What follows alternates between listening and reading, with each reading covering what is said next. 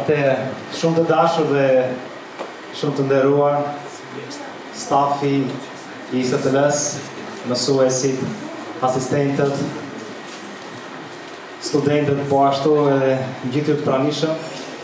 Ju përshëndes edhe jemi sot në fakt një ditë shumë të veçantë, siç edhe shihni është një ditë festimi, ashtu si tha dhe Greta, një ditë festimi sepse disa studentë sot midis tyre edhe unë festojmë përfundimin ose përfundimin e këtij rrugëtimi 3 vjeçar, edhe për disa pak më tepër. Por jemi shumë të gëzuar dhe mirënjohës Perëndis në fakt për të gjitha ato gjëra që e ka bërë këto 3 vite. Personalisht kam qenë shumë I bekuar, do të thoja, me shkollën, mësuesit dhe nuk di si t'i falenderoj për kujdesin që kanë treguar, dashurinë dhe për kushtimin e tyre. Në fakt do doja ta filloja duke treguar se si person kam qenë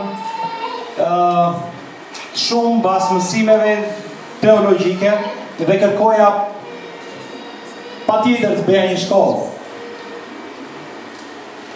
Isha, do të thoja, një person që lexoja libra të ndryshëm, doktrinar, dhe lexoja shumë, diskutime po ashtu bëja shumë. Por ndërsa ndaja zemrën time me miqtë e mi më të ngushtë, e midis tyre pastor Edi Morava, I cili ndodhet atje në fund, dua ta falenderoj duke qenë se ai është personi I cili më prezantoi me ISTL-n. Dhe që nga momenti I parë kur fillova të studioja e të mësoja, në çdo mësim dhe në çdo reflektim, në çdo testim, pse jo edhe testime, unë shikoja që nuk dija çdo gjë. Dhe ende do të them, nuk është se kemi mësuar gjithçka.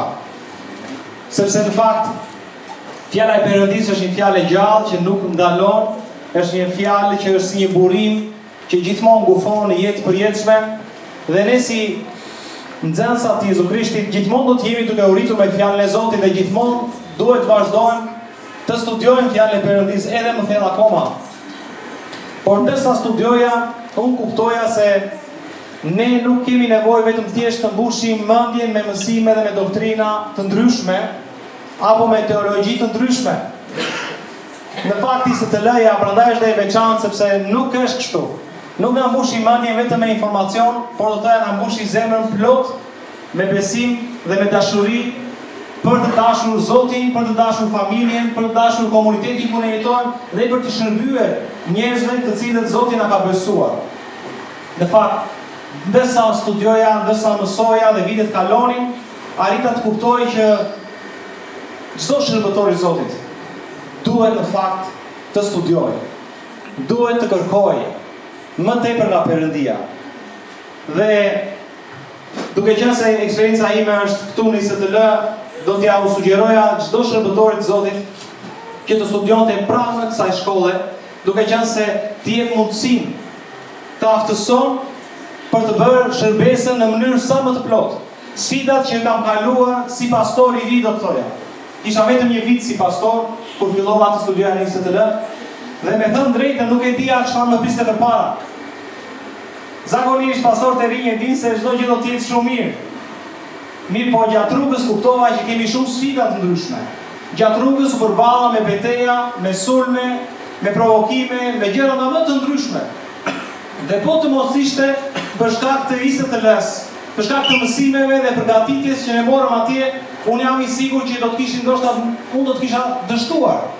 Ndoshta do isha tërhequr pas. Por lavdi Perëndis që në këtë shkollë ne mësojmë se rruga nuk është aq e lehtë sa duket dhe kjo shkollë ty të aftëson dhe të mundson duke ta bërë shërbesën edhe më të qartë, edhe më të plotë. Prandaj jam shumë I njohës gjithëve pa pirashtim dhe më falni nëse kam harruar në një emër, por së fundmi dua ta mbyll duke thënë faleminderit po ashtu familjes e cila në fakt është kujdesur gjatë orëve të cilave ne kemi studiuar, unë kam studiuar dhe dua të them së fundmi, le të ecim përpara të gjithë si trup I bashkuar, duke e ditur se rruga që kemi përpara është një rrugë ku Zoti është ai që po na udhëheq, jo ne vetë. Perëndia thot në fjalën e tij që edhe si kur të mbasësh ato që ti ke, fito diturin. Prandaj, të studiosh teologji, është të fitosh diturin. Amen. Zoti për të gjithve, dhe jam shumë faleminderit të gjitha.